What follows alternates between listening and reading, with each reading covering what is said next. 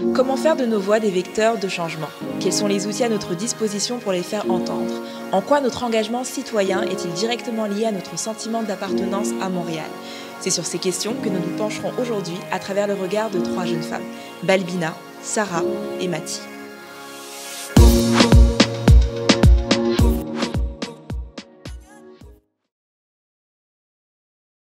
Sur la question des 3 paliers, l'appartenance municipale donc de Montréal ou régionale, donc la province du Québec et fédérale, le reste du Canada, je dirais que je me sens plus à l'aise dans mon appartenance donc municipale au niveau de Montréal parce que bien sûr c'est l'endroit où j'ai passé le plus de temps possible.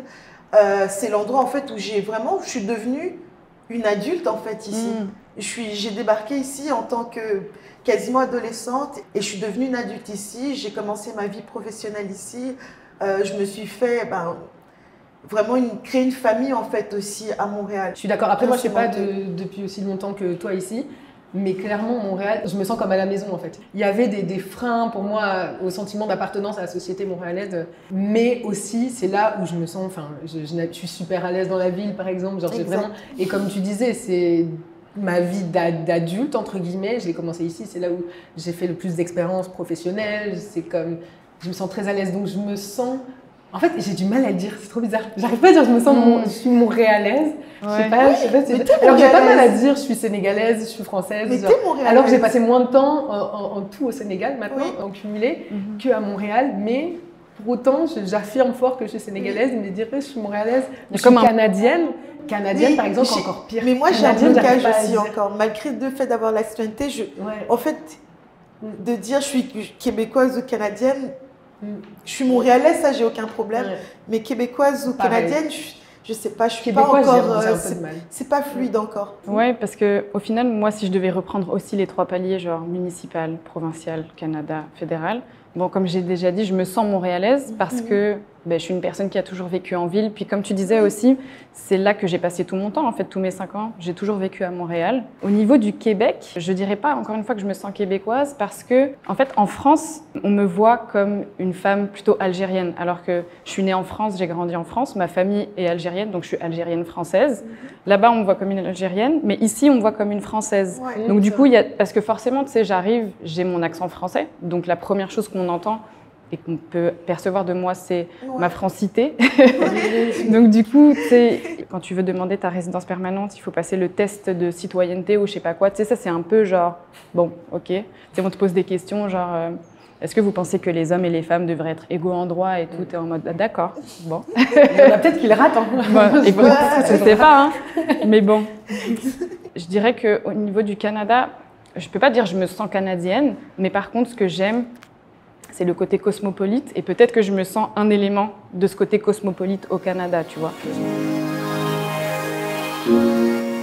Toutes les années où j'avais ma résidence, de ne pas pouvoir voter, mais que par exemple, mon fiancé qui est franco-canadien, que lui, justement, je le voyais comment il votait, il était tout le temps impliqué et tout. Et moi, en fait, je me sentais comme quelqu'un qui fait partie de cette société montréalaise, québécoise depuis plusieurs années, même si je n'avais pas encore ma citoyenneté, le fait de ne pas pouvoir voter alors que c'est des choses qui affectaient en fait notre vie au quotidien. Clairement. Moi je trouve que je pense que c'est aussi un des éléments qui fait que j'ai du mal à dire que je me sens vraiment légitime ici par exemple, parce que c'est comme, ok, on a besoin de nous, on est utile, on est là, on travaille, on paye des taxes, on paye toutes les taxes possibles.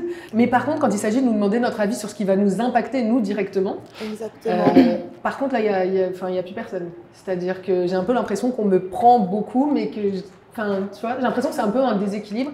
Et il n'y a pas d'échange. En ce qui concerne la légitimité, ça impacte vraiment dessus. J'ai l'impression un peu d'être, pas une sous-citoyenne, mais de... tu te sens un peu comme une sous-citoyenne. Alors moi, ça fait plusieurs années que j'ai décidé de ne pas voter. Ça a commencé en France, parce que c'est le seul endroit sur Terre où je peux voter. Et c'est là que j'ai décidé de ne pas voter. Ici, moi, j'ai ma résidence permanente, donc de toute façon, je ne peux pas voter.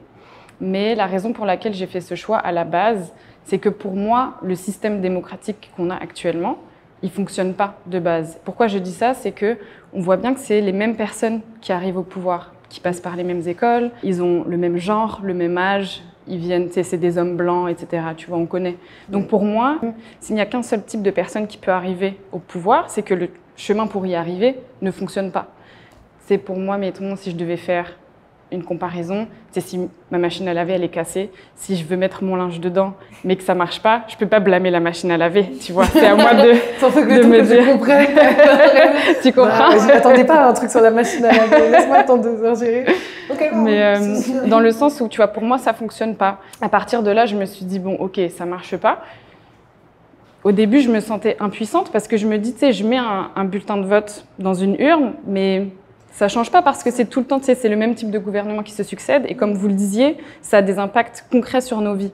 Et en fait, au bout d'un moment, je me suis dit, OK, comment je peux changer ça? Comment? Parce que le pire pour moi dans cette situation, c'est le fait de se sentir sans pouvoir, en fait. D'avoir une voix, mais que ta voix, elle sert à rien.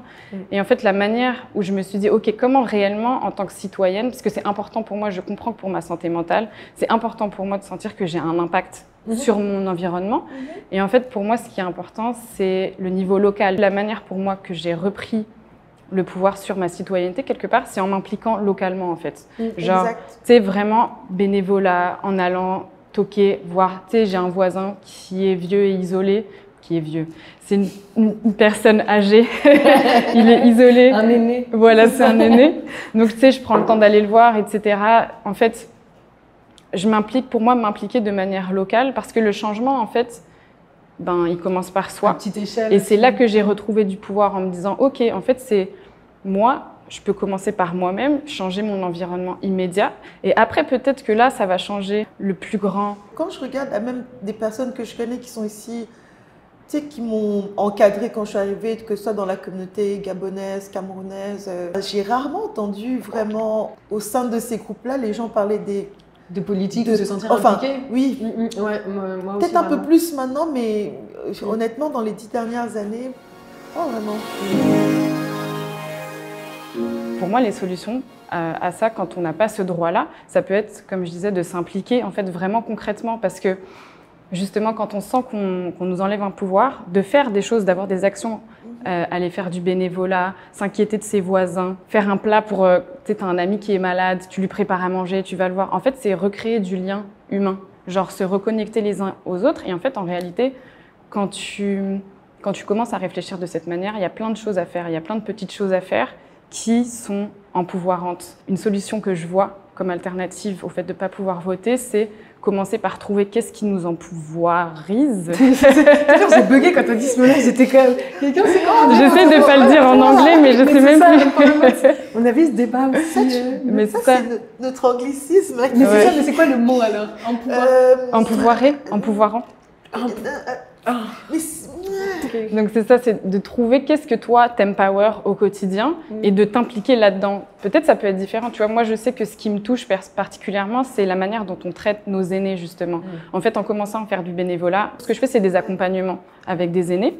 La plupart des accompagnements que je fais, c'est de les accompagner à leurs rendez-vous médicaux, parce que en fait, en vieillissant, ton rapport à ton corps change, tu es un peu plus faible, etc. Donc le monde extérieur devient un peu plus menaçant, juste parce que bah, tu n'as pas les mêmes jambes, parfois tu trembles, tu es plus faible, etc. Donc je les accompagne à leur rendez-vous. Et en fait, au fur et à mesure de les accompagner, je vois de plus en plus comment ils sont traités, les résidences pour personnes âgées. Comment tu changes? Parce que ça, tu le vois, mais ensuite, comment on le change? Mais pour moi, ça commence par observer le changement, en fait. C'est observer, qu'est-ce que, tu vois, c'est t'impliquer, observer, et à partir de là, récolter des petits indices et voir comment tu peux être utile là-dedans. En tout cas, c'est comme ça que moi, je me sens empowered. Et si, par exemple, pour toi, ce qui est important, c'est la nature, c'est la protection de la planète, c'est le féminisme. Pour moi, concrètement, c'est s'impliquer là-dedans. On t'enlève quelque chose et l'idée, c'est de se dire, OK, on m'enlève ça, j'ai pas ce droit-là, mais du coup, comment moi, je peux trouver à l'intérieur de ça le moyen quand même d'être là, quoi. Parce que tu peux aussi avoir le moyen de, par exemple, quand tu arrives ici, de t'associer à des groupes aussi communautaires. Je sais, par exemple, dans le milieu féministe, énormément, par exemple, de t'associer à ce genre de groupe qui porte une voix, qui pèse. Exact. Parce que par exemple, que ce soit dans la communauté noire, que ce soit, il y a énormément d'organismes, à Montréal en tout cas, je sais beaucoup plus que dans d'autres villes ou que dans d'autres pays dans lesquels j'ai vécu, la communauté est quand même soudée et il y a énormément de choses qui sont faites par nous, pour nous. Et donc même si ma voix peut pas être entendue par les urnes, le fait de travailler pour des entreprises communautaires, pour des OBNL, qui elles vont porter ma voix, la voix que je ne peux pas justement porter par moi-même en votant, qui vont porter cette voix-là, qui vont porter mes opinions, qui vont diffuser mes opinions le plus largement possible. Donc, pas de dire qu'on se sert de ces groupes communautaires, mais déjà parce que ça te donne le sentiment d'appartenir à quelque chose. Avant d'appartenir à la société montréalaise, j'ai d'abord appartenu à des groupes communautaires. C'est ça fait la première porte. Ouais. Surtout quand tu arrives ici, moi je trouvais que justement faire partie de ces groupes-là qui représentent en fait la diaspora africaine, moi je me sentais déjà avec mes gens, mais qui ont aussi eux un pouvoir de voix pour porter donc au niveau, on va dire, québécois, si tu... québécois ou canadien, peu importe. C'est important que... En tout cas, moi, je sais que c'est aussi par là que ça passe. Et c'est quand même un moyen de pas feinter le système, mais dire vous voulez pas m'entendre, vous allez m'entendre quand même. Mais si vous voulez pas m'entendre moi, vous allez entendre le groupe auquel j'appartiens. Tu vois ce que je veux dire? Donc il y a un peu de ça aussi. C'est genre on te met un mur, puis toi tu trouves le moyen de le contourner. Tu parleras pas, je veux dire ok, mais je veux dire à cette personne de parler pour moi et tu vas m'entendre quand même au final en bout. Habiter quelque part et pas se sentir bien, se sentir genre à côté tout le temps, ça fait du mal aussi, tu sais, au bout d'un moment. Et en fait, je pense qu'il n'y a que nous-mêmes qui pouvons, en tout cas, il n'y a pas que nous-mêmes, mais ça passe aussi par nous de se dire, bon, ok, je suis là maintenant, je vois tout ce qui ne va pas, mais en tout cas, je vois tous les murs qu'on me met, mais je pense qu'il existe des initiatives vers lesquelles on peut aller.